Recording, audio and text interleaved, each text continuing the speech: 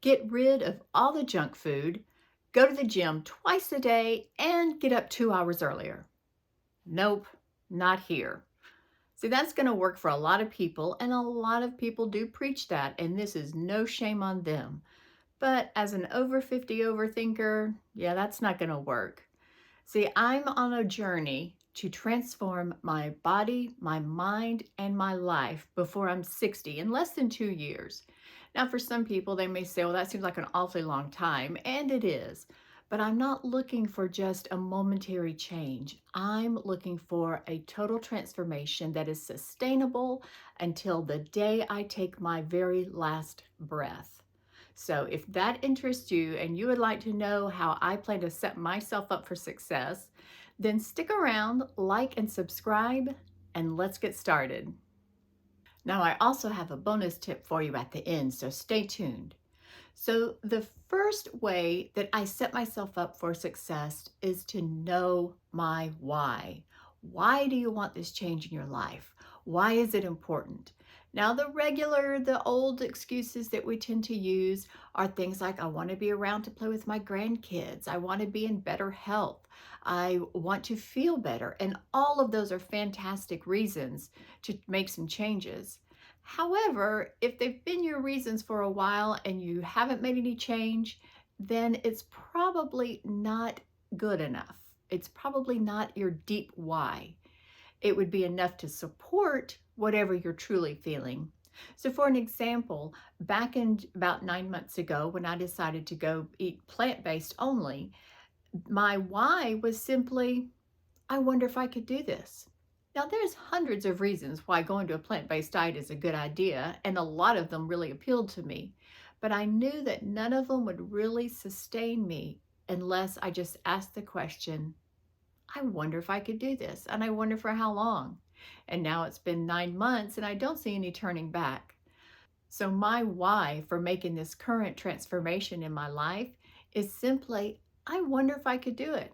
I wonder if I could lose 40 pounds. I wonder if I could get in better shape. I wonder if I could feel better about myself. Now, back in 2011, I lost a good bit of weight, and my why then was I had just gotten divorced. It had been about a year later, and I wanted to get back into the dating pool.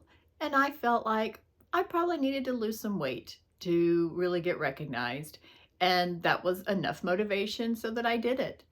And then in 2018, I decided I wanted to be a wellness coach and wanted to drop some weight. So I did that, and that was what my why. Both of those times, though, I gained the weight back because once I achieved my goal, I no longer had a good enough why to sustain it.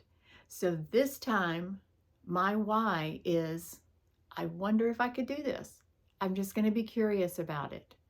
So, the first thing you need to do to set yourself up for success is to really dig deep and find out why do you want this change.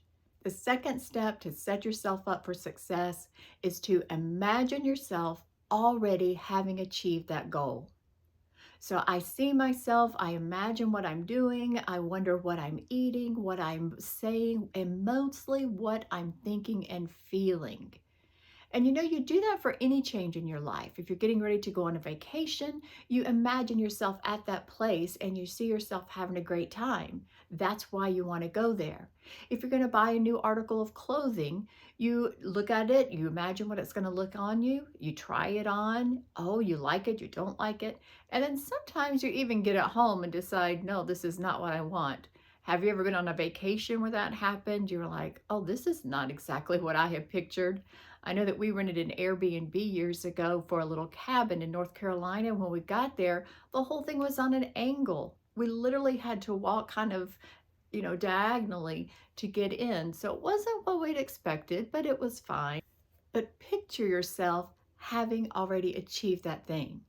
Now, this is a very important part of that, though, is if you're saying to yourself, I'll like myself or I'll love myself when I get to that place, that's the wrong attitude to have. I want you to think about learning to like and love yourself right where you are. That's going to make the journey to your goal a lot more accessible and a lot more enjoyable. I'm not doing this because I want to love myself. I'm doing this because I love myself. And I want to see just how far I can push myself. It doesn't mean I'm going to love me more. It means I'm doing it because I love myself now. The third way that I set myself up for success is accountability.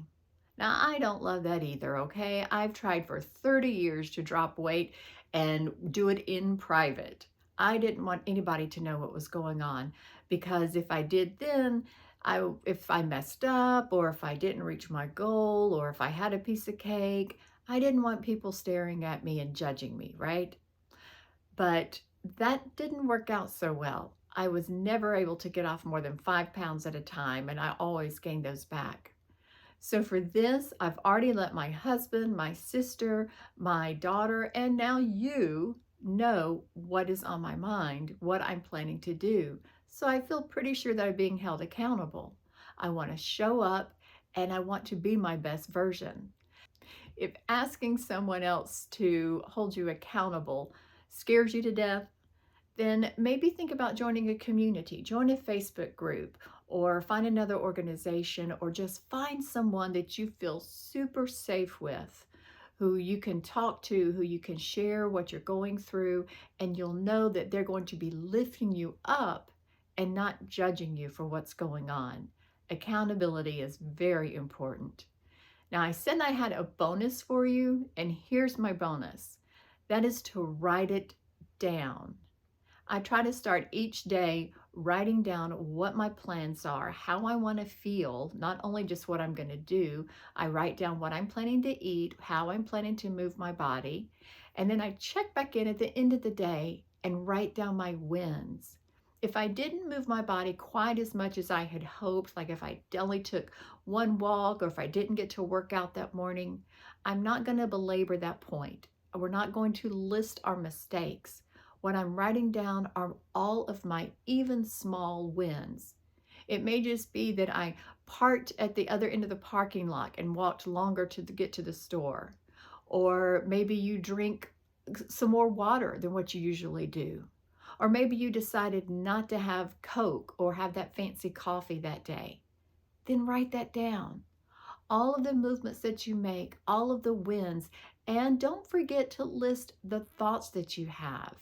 Maybe you're in the habit, you have that bully voice that's telling you, no, you can't do this, you're going to fail, you're going to mess up. Ignore that voice and write down those positive things. Hey, I did a great job. Hey, I didn't go as far as I wanted, but this is what I did. Thank you for being with me today. Again, please like and subscribe and share in the comments which one of these success steps helps you, or what are you doing in your life right now to set you up for success. Let me know. I'm very curious to find out. Have a fantastic day.